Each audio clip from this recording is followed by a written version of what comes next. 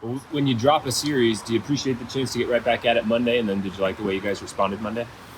Yeah, played well, pitched well on Monday at San Fran. And it was good to get back on the field quickly after the weekend, for sure.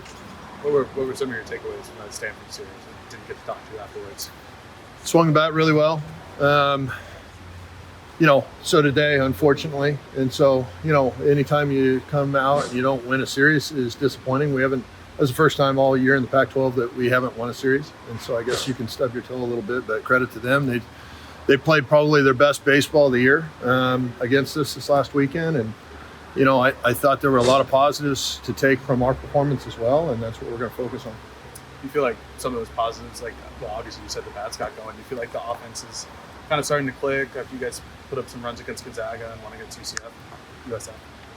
Yeah, and I say that kind of in reserve because, the issue with this group isn't a matter of whether they can do it or not. It's about whether they can do it or not on a consistent basis.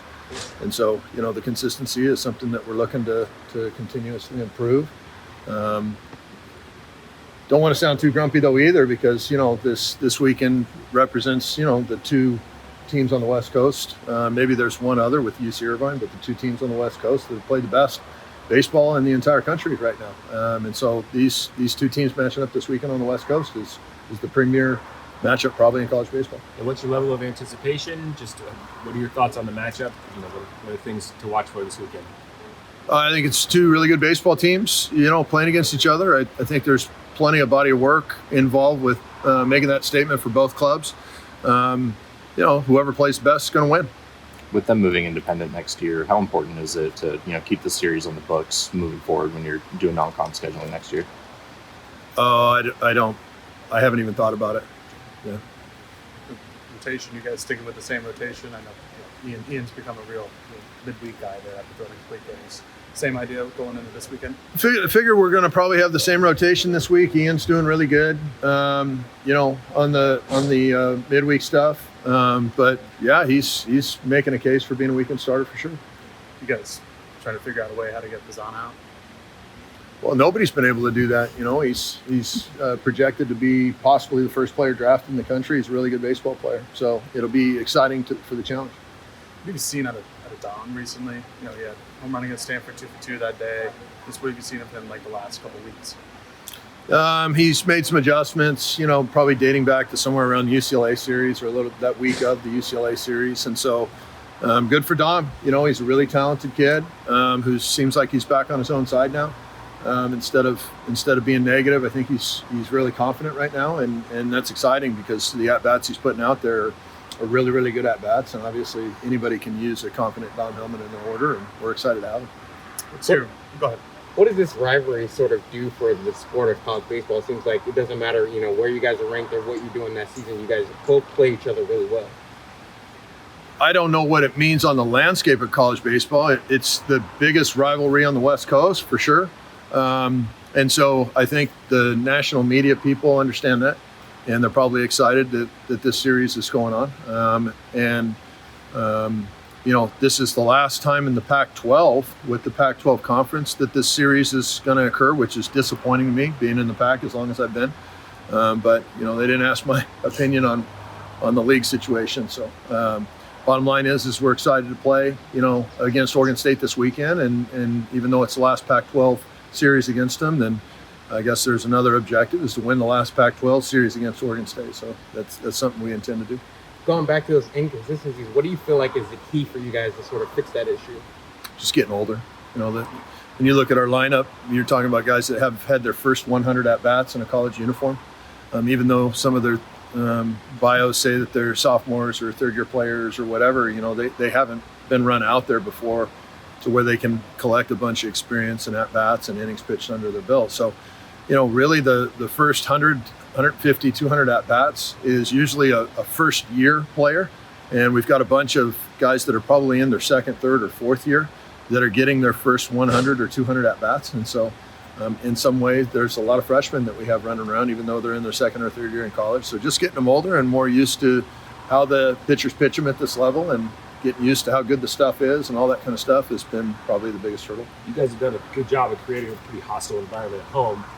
They've got a pretty hostile environment too. Do you feel like your young guys in particular you need to talk to them about that, to prepare them for that? You think they'll be ready for the environment? I don't think so. I mean, it's great because it's probably the only two places on the West Coast that there's awesome college baseball environments. I guess you can include the two Arizona schools that can get that way too. So there's a few West Coast schools that really have really good environments, and this series just happens to be, two of the schools that can pack the house. Some interview questions for you. Do you see Austin Anderson or Toby Twist getting back all this season? I don't know that. I can't comment on that. Kind of piggybacking off of all the Oregon State, Oregon questions, just what's kind of your message overall to the team? Is the importance of this series, and specifically this year?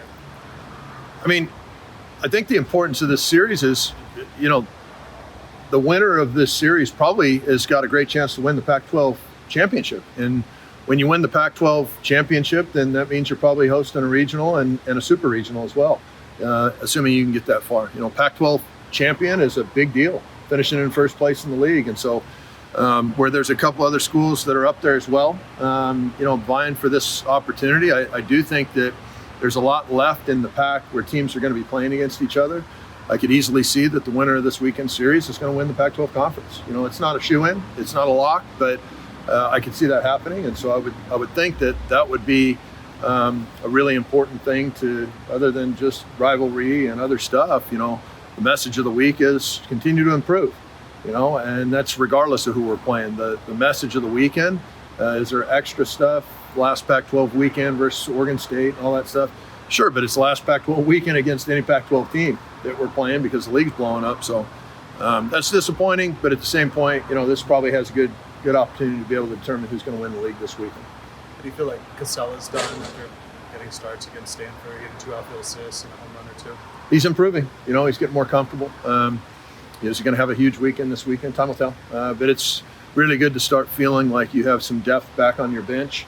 To where you've got a lot of really good players, and like this last midweek, I think at San Francisco was really our first opportunity to be able to play like you have a thick bench of really good players, which is really nice. You can match up and you can do some things, and that's an advantage.